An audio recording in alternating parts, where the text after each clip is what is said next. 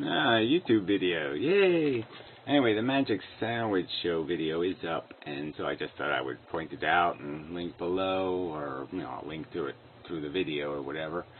Yeah, it was interesting. So anyway, I'll play their responses to my commentary and just see where it goes from there. But my opening remark was pretty good. I got my 3 or 4 minutes to spiel my spiel. Didn't get all of it out, but most of it. But I was basically just making the value argument that evolution is not necessarily an efficient process. It's created us at a huge price, and we have these problems that don't seem to go away. The poor will be with you always, and in huge, gigantic numbers. And that, we're just not doing this life thing good enough to justify itself, and that it's really messy when you look at other segments of the what life is doing on Earth, because natural selection values quantity over quality. It doesn't really care about the quality of life, it cares about its durability and basically overwhelming the adversaries with raw numbers alone, to scratch out and eke out existences. And it's just doesn't have any decent ethics and whatever. So I was making that point, and then and I was pointing out that science doesn't seem to have anything to science is kind of like a theology, DNA theism, where they've replaced God with a DNA molecule and are now worshiping a biological process that's insidiously badly incentivized. And and so then I think Thunderfoot's the first interrupter, so I'll go to his segment and I'll play their remarks and then explain how they misparaphrased me and ignored the argument. Yeah, that's what I'll do. Yeah. Okay, 2 billion. I don't know any. I'm not so sure I know any scientists who glorify or pray to the mechanism.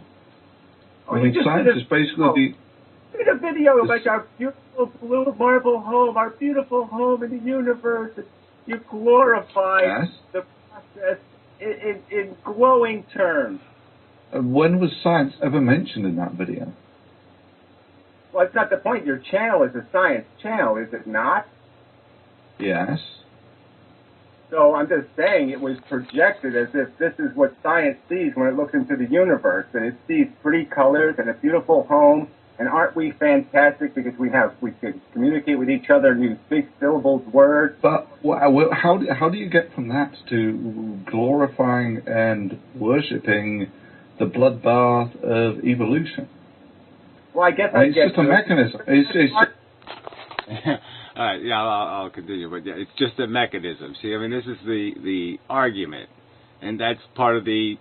It's the mechanism. It's the mechanism. It's the sacred mechanism. You can't complain about the process that created us, our origins. You can't complain about our structure or our tools.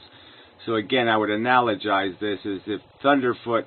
Well, these guys sort of do have Tyrannosaurus blood. But yeah, if they were Tyrannosaurs, if Tyrannosauruses were the first animal to get intelligence, I guess they would be just as self-justifying as these humans. They'd have these overt tools of war, and they would just try to rationalize and justify. And that's all, because that's all they would see is Tyrannosaurus good, everything else bad, everything else food. And intelligence, we can't say that intelligence should be able to rise above that and be able to make judgments about the function. So let's understand that we all know that science plays this game. Even Dawkins does this fluffy cloud kind of crap. Wears Hawaiian shirts and does lectures on how wonderful evolution is. So it's all over the place, this justification, this circle of life kind of image they keep putting on top of the carnage. Just a mechanism. Just a mechanism, like slavery. Just a mechanism, a highly productive mechanism that evolution would endorse entirely. And maybe we shouldn't. Yeah, maybe. Anyway, let's continue. It's a mechanism. I know, but just by the arguments made here, the guy started off concordance with an argument about how people are having kids because they need more workers on their farm. I mean, that's an insidious, disgusting ethic, right? I mean, on its face. And someone would call that successful, okay, because that gets their DNA. Is it successful? I mean, if you are looking for a way of ensuring that there is security in your old age, having children is one way to do that, yes? Oh, I know, but that's the... So did you? So the last time I got Thunderfoot to say that philosophy is genetic, and now he's endorsing slavery. I mean, I even used the word slavery in describing the fact that if you're having children because you want workers for your farm, that's slavery. And I don't think you can make a rational argument that it's not slavery. And that he just endorsed it as, well, the DNA says it's okay, so it must be okay. DNA will reward you. Your genes will go further into the future if you enslave your children, if you enslave them to your stupid poverty, or enslave them to ignorance, or enslave them to a religion. It's okay because the DNA molecule thinks that's the way to go. It's highly successful. I don't think he'd use this argument, though, if he was talking about Islam. It's highly successful. Islam has been highly successful, coming out of a desert, okay, and it's the dominant religion on earth now. And so therefore the DNA has validated having 10 kids, living in squalor, living like pigs and slobs, and having the mentality of a pig and a slob. Not even a pig. A pig isn't as big a moron. Pigs don't walk around in burqas and beat their wives, mostly. And so he just endorsed it, though. So why are you complaining about Islam? It's what the DNA says. The DNA says we should be just intelligent enough to make a big weapon stick. And it doesn't give a shit about you being any more intelligent than that. It wants you living in mud and dirt and squalor, okay, and calling it successful because there's a lot of you. Scientists. See, that's what's wrong with scientists. That doesn't sound like a very scientific understanding of reality. And I don't think those kind of words would come out of Einstein's mouth. Point is that that's not ethical to use somebody else as a slave to your welfare. So in my opinion, that's no better than slavery. Yeah, but Gary, this is not it's not a prescriptive description here. It's just simply descriptive. Well, concordance guy, guess what? Thunderfoot was making a prescription. He was saying the DNA says this works. So he was making a prescription. He asked me, is it successful? Like it was some sort of silly question.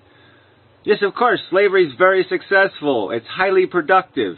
You want to get to the future faster? Enslave some people, whip them into doing your work for you and building your civilization. It's highly, highly, highly profitable. But it's indecent, it's grotesque, it's disgusting.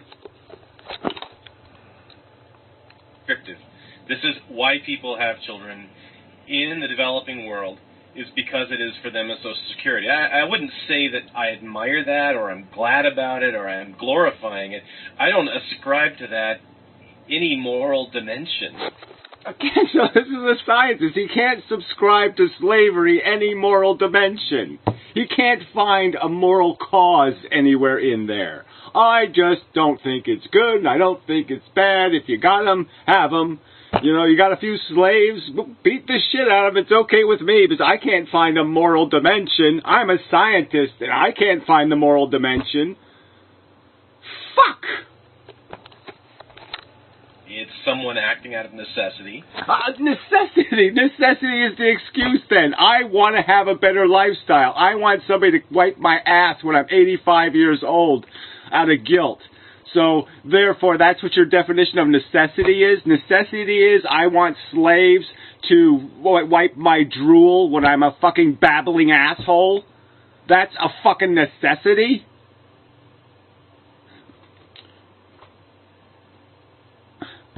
You get the sarcasm in my fucking blank stare? What are you talking about, you crazy fuck?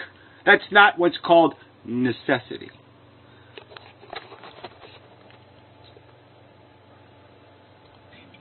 you are imposing your own view on it, which is you find...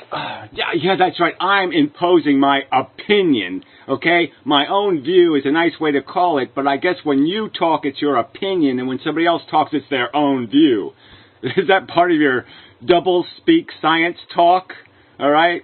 Yeah, that's right. I'm opining on the subject based on a logical argument that you're squandering suffering in preposterous amounts. That's my accusation. Yes. And your counter-argument is, I can't find the moral dimension. Fail. It morally disgusting. I don't see any objective basis for that. I don't disagree with you. So if it was rape, it's okay too. I can't find the moral dimension. Oh, bullshit. You should sure as hell could find it if it was your ass on the line and if it were your kids on the chain gang. Fucker. But I won't go as far as you. I just describe it as the way things are. Right? Well, great. I mean, you would have been so useful back in the old suffrage days for women and back in the old, abolishment movement. That slogan would have gone so far. It's the way things are. Yeah, you would have been a real advocate, I'm sure. The old "it's the way things are" argument. The argument from "it's the way things are."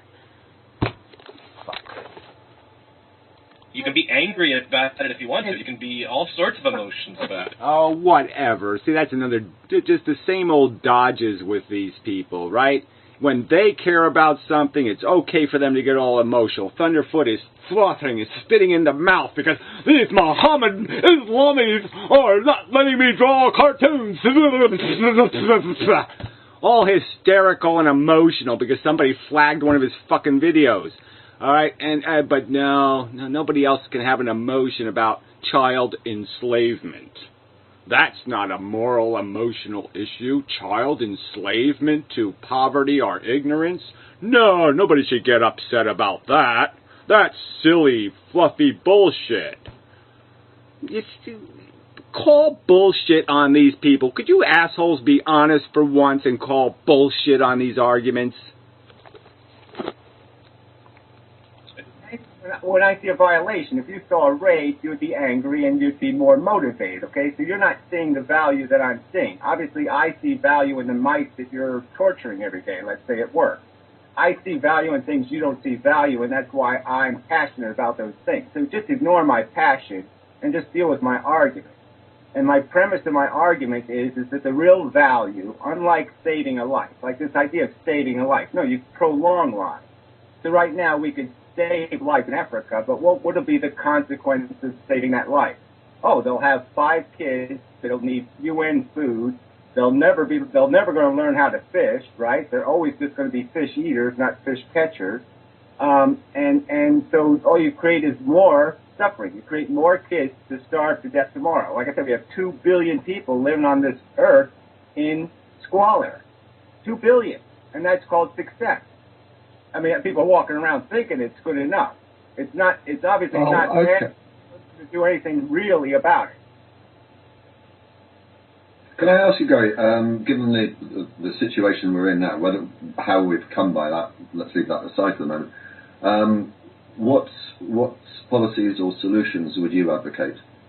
Well, I guess I'd argue that we got to do the kind of Einstein did a little bit of talking about social policy. I mean, he talked a little bit of Marxism, he talked a little bit of this, pragmatic value kind of stuff. And I'm just saying that scientists have become capitalists. They've become, whores for the system that exists.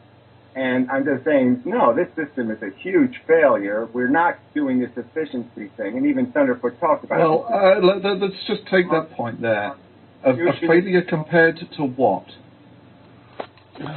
I mean, even a scientist saying that. A failure compared to what? Right? Like somehow, if you're better than Mussolini, Stalin, and Hitler, you're okay. Why should I have to compare it to what? I'm saying there's a car. It consumes 500 gallons of gasoline and rolls 1 foot. I don't need to compare it to anything else in the universe to say, holy shit, that's not good enough. All right, but let's say you did need comparison. Let's say you don't get that 2 billion people living in squalor is an obscene inefficiency. Okay, let's just say you don't get that. Then let's say, well, I'm just saying, compared to what? Well, obviously compared to the millions of neurons we have that can imagine doing it much better, compared to all the things that could be. Yeah, that we can understand could be by doing simple little changes in behavior, and all of a sudden that's the world. That's right. Yeah, there's a whole big giant universe that could be, and scientists sort of should be aware that we have all these choices that we have in front of us, and that maybe we're making the wrong choices. Well, making the wrong decisions. The choices exist. We make decisions. Brain makes decisions. Doesn't choose. A failure compared to what our brains can imagine, right? So I'm saying that we can imagine an efficiency like a Walt Disney. Well, you can always imagine a better way of doing things, but you actually need to be able to implement something that's better. So I mean, where are you going to change things to actually make things better? Are you going to stop these scientists from actually trying to discover how the world functions such that they can actually make the world a better place? I mean, what are you going to... So now, where did that come from, right? So wait, well, you didn't see the whole thing, but yeah, there's nothing in my commentary that was saying scientists aren't doing science, and I don't like, and somehow science is evil, or there was nothing in there. All I was saying is that scientists seem to be completely ethically run by DNA theism, where they've just replaced a god with a fucking insane molecule, and that's not a good exchange. Their ethics are depraved, is the only word for them. They're depraved. They're mimicking a DNA molecule's design. They're mimicking its statement about the world. Their God is insane. It's a molecule. Yeah, I think that's a problem. Do that. Straw man all over the place. Where have I advocated that? I'm very pro-science. What I'm against is the religion behind the science. You just spent the last 5 minutes bad-mouthing science and scientists. Bad-mouthing science. So he just said I bad-mouthed science, which didn't happen, so that's just a lie. And yeah, I bad-mouthed scientists. I bad-mouthed their ethics and their lack of having anything relevant to say whatsoever on the colossal failure that is our civilization. Instead, they make, look at our beautiful home videos. I'm bad-mouthing their motivations. I mean, you can't understand that I love science. I hate science for projected value reasons, okay? So what I'm saying is that they're valuing the wrong thing. They're valuing quantity over quality. What are you talking about? We value trying to understand the universe. That's the goal of science. It's to actually understand the way the universe functions. Yeah, well, even that argument can be argumented with, right? I mean, there's so much propaganda laid in most of that kind of science, truth discovery. So, I mean, theoretical physics is just full of phantasmagorical whacking off. And the hard science that most scientists are doing is so capitalistic. I mean, most of the real science that we're getting is being driven by some capitalistic desire to control human beings and control what they buy and, satisfy their consumerism. And the science of manipulating human psychology, the Google syndrome, is all that it's the science that's thriving.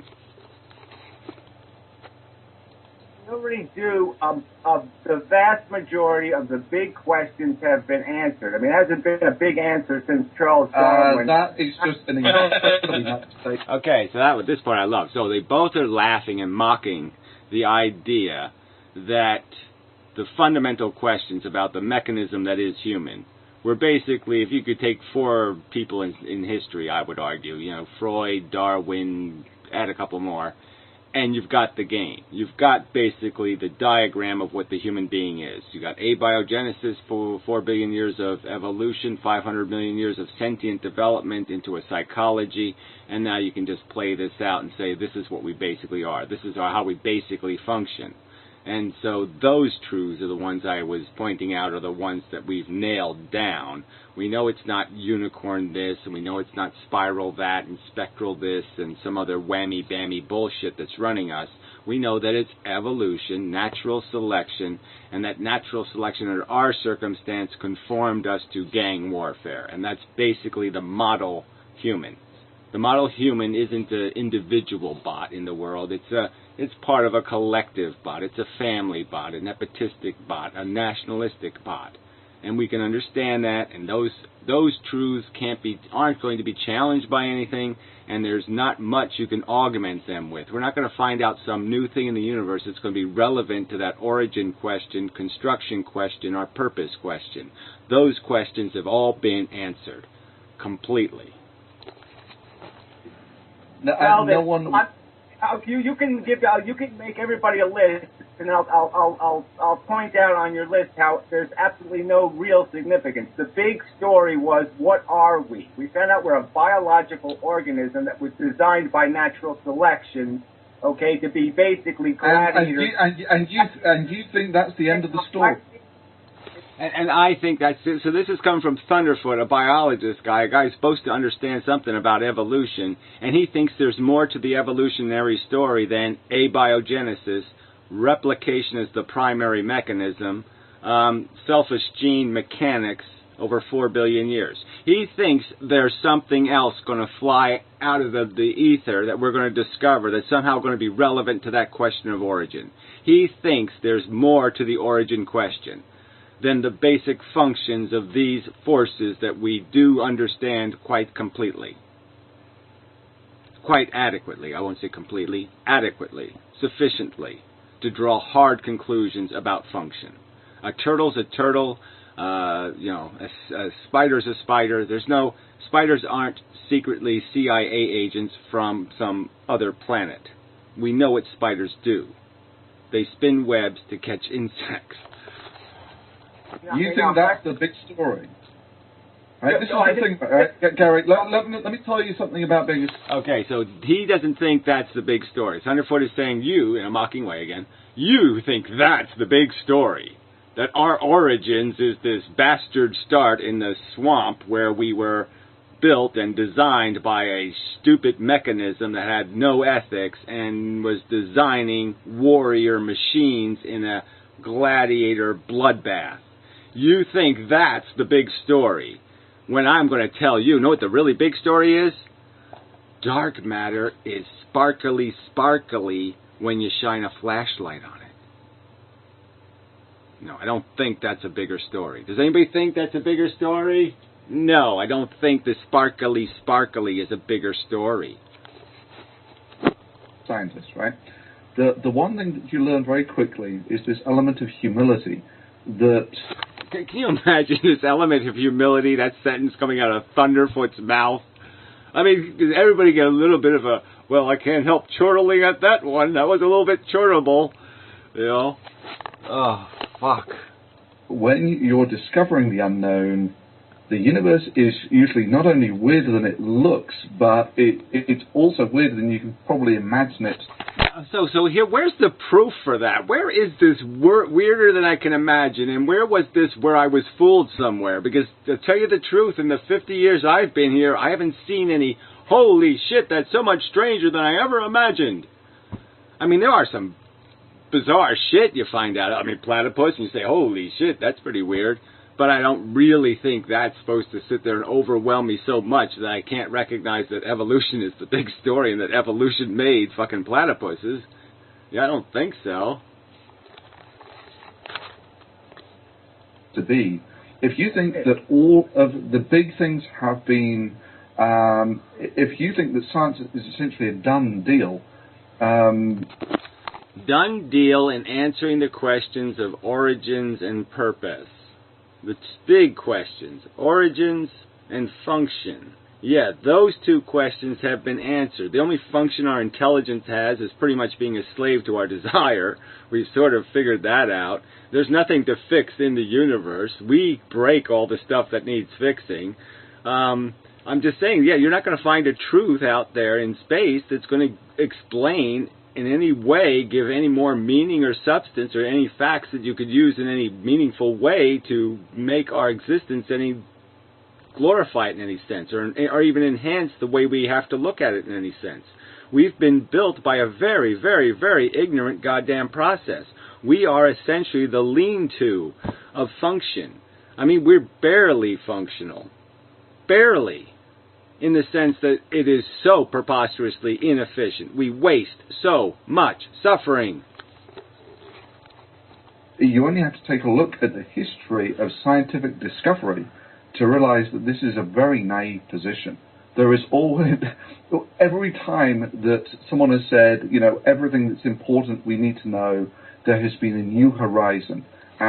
Define it. No. For thousands of years we were held captive to ignorant, stupid religion. And all we did was break free enough to say, well, I have proof that God's dead this time. Darwin shows up and says, I kind of have proof. And so he made his proof, and it's a pretty persuasive proof, and so now we're finally getting liberated from being morons. But that's all. It took us thousands of years to figure out the simplest and the most pertinent information. The most obvious, glaring, simplest, but the most important facts. And it took us thousands of years to do that because of the obsessive corruption of our psychology compromising our intelligence, constantly compromising our intelligence with our psychological nonsense. Humans need to exist in the universe because they're so much better than the non-existent Martians. You know they're not.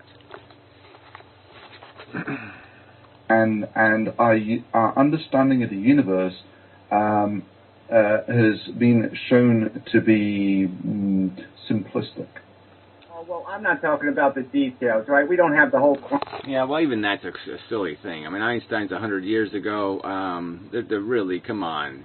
E equals MC squared, the big one. But really not terribly relevant to a hell of a lot. And not relevant at all, really, to the facts of what we're doing on planet Earth. Our function. It's all Dawkins kind of stuff. It's all gene evolution. The evolution of a molecule. Quantum thing figured out and all the details figured out. I'm talking about the big truths of what we are made out of, what created us. We know what created us. We know what abiogenesis is in concept. We know how we were structured and how we were designed to be consuming, reproducing, getting addicted, and basically, we're living on an island planet, cannibalizing. And that's the mechanism that drives all living organisms. The highest form of life in the ocean, after 4 billion years of evolution, is what? An octopus. Okay, that's what nature naturally created in all the evolution. But Gary, the whole thing that you've stated there is essentially a consequence of the thermodynamics of our universe. Now, if you wanted to... Yeah, isn't that amazing? He says it's a consequence of the thermodynamics of our universe. And basically, no, it's basically the exception to thermodynamics. Most of the universe is doing that never get too complicated thing because it's always going to blow up and burn out. And because we're in a closed system, we're able to do this more complex chemistry. So we're basically doing what the universe isn't doing. You know, I mean, I did point that out, but he doesn't. Well, it's the big question. Why is the universe like that? He thinks that's the big question. Again, how is that answer going to mean anything? Does anybody think that answer has a meaningful answer besides because it's cause and effect and it's just a bunch of stuff bouncing off of each other and that's just the way it turned out? I mean, the irrelevant important fact is we were designed by a process called natural selection that basically set up an intensely disgusting gladiator war that none of us would ever do. We couldn't ethically get a permit to run a game. A dogfight is disgusting as natural selection. No one would give us a permit to run a dogfight as ugly as natural selection. That's the process that built us. And that's a significant fact, and that's the fact, again, this scientist is demonstrating he's running like hell from it. Why would I care why it's like that? I don't need that. I understand what replication... You say all the big questions. Why are you yelling, getting all emotional? He's just voicing an opinion. See the hypocrisy? Been answered. You don't even understand the why the properties of the universe are the way they are. So now he has accused me of not understanding the properties of the universe are the way they are. I think they're the way they are because of cause and effect. I don't think I need any more complex explanation. And I don't think the physics gets more complicated when you get smaller. I think it's going to get simpler and simpler and simpler and simpler. And I think that's the way it works. Yeah. Complexity is a consequence of having gazillions of photons banging and arranged into each other. You can't have complexity unless you have a whole big pile of stuff. And when you get smaller, you have less stuff. So you have less complexity. Yeah. I'm sorry, I do know what natural selection is, and I know that it's a conceptual word. It's a phenomenon. It's a property of matter replicating. Okay, and that's the most significant feature of our development. We are a product of a DNA molecule replicating. That's what created us in substance. The rest of the thermodynamics of the universe is basically a more crude chemistry. Most of the complex compounds in the universe exist right here on Earth, being created by living organisms, created by the replication of a DNA molecule. That's what I don't understand, Gary, is this. Thermodynamics. What I don't understand, Gary, is this, if I may, just to see if this will help clarify the issue. You seem to be angry about the way the universe is and the nature itself. And this is why I go back to the question, well, you know... Well, see, so again, I just, just to point out, you seem to be angry about. You see how you manipulate, your language, because if somebody's an advocate for something, now you want to call them angry about? I'm arguing that it's a crude system. Does that sound angry when I say it's a crude system? Because I said it with a little bit of emphasis, that means it's angry? No, I'm pointing out it's a crude system, and we have to account for that. We have to compensate for that. And there doesn't appear to be any intellectuals who seem to be able to find the moral dimension. They can't find it. And that seems like it's a little bit fucking problematic. So that little part was angry, but the end part was... Well, that was psychotic. This part was angry, and then that part was psychotic, because it got really calm, and calm is usually evidence of psychotic. It's happened. We're here, and obviously as a consequence of those processes that you've talked about. But now we are here. Where do we go from this point onwards? See, I know. Look, D.P.R. Jones is a nice enough guy, so I'm not going to get... It's okay to do this where do we go thing.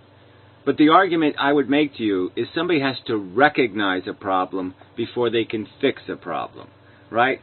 So, I've done, as people listening to this video probably know, I've done, literally, thousands of videos about solutions to the problems we're in. At least hundreds on detailing solutions to problems. So, that's not what I came on the show to talk about, was my solutions, because people won't even hear about the solutions until they identify the problem. There's no point in telling somebody how to cook a good vegetarian meal until they've decided that they need to become a vegetarian. Do you get it? If they're not motivated to fix a problem, there's no point in trying to sell solutions.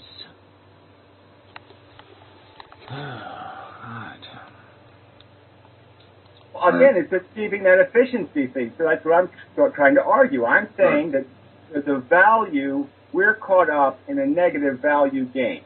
That this game is really hard to play to win. Okay? It's a game that you can lose a lot playing because you're playing with a very precious commodity called sentience. So it costs a lot to get one thing comfortable. It costs something else's discomfort. For us to have our high lifestyle here, we have to exploit people somewhere else. There's always this part of this game that's being played that is very expensive in terms of the sentience being consumed to produce our comfort. Right now, in, like I said, medical laboratories, we're literally torturing sentient mice because they can't pass an IQ test.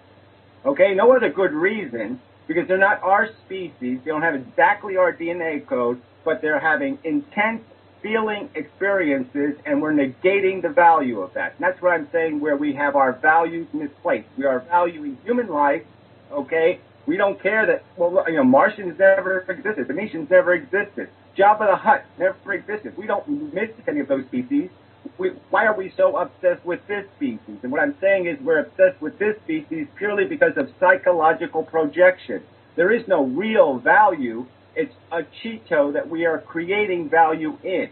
And so most of the things we are valuing are projections of value, and that the only real value is created in the sentient experience. Anytime there is an... Wow, this guy's good. Sorry, I didn't really know. But yeah, so they let me speak there, which was good. So, I mean, that... But probably no one even paid any attention to that part. But, I mean, yeah, that was pretty good. So I'm probably going to run out of time any time now. So I don't know if I'll do a part 2. I don't know if it's necessary. See how my day goes, blah, blah, blah, blah, blah. But we'll just play this out and see where it goes. A suffering human or a suffering sentient animal, there is negative value being created, and it must be compensated for, it must be prevented, it must be eliminated, or you can't justify this. Gary, you're putting forward two mutually incompatible concepts here.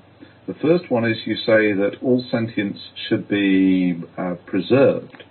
Yeah. Now, where did I say all sentience should be preserved, right? So now he took an argument and changed the word again. So, and the word meanings here are colossally important. Okay? Protecting and preserving are not the same word, right? Stopping slavery and making more humans is not the same thing. Or some, I don't, so there's no contradiction, because he doesn't get that I'm not advocating that. I'm advocating that you stop paying so high a price. That's right. So you have to come up with a better game strategy, because this game strategy isn't efficient enough. It isn't sufficiently efficient. And at the same time, the very DNA code to actually produce that sentience was produced by this bloodbath of evolution. So now he's saying somehow that I'm glorifying our creation, and I haven't done anything close to glorifying our creation anywhere in here. I haven't said that it was worth it, or that it's good enough, that we have to have it, that it's necessary. I haven't made any of those arguments whatsoever, and so now he's creating a false contradiction. I didn't make any. There's no contradiction in what I said. I'm saying it's horrifically expensive, and until if we don't even recognize it's horrifically expensive, then certainly we're never going to fix it. That's for damn sure, because scientists are all talking about circles of life and sparkly. Yeah, well, I wouldn't press the button. You can't have both sides of the coin. I can't undo the system. There's no undo button. I would press it if there was one. I would press it, but that's irrelevant to the conversation.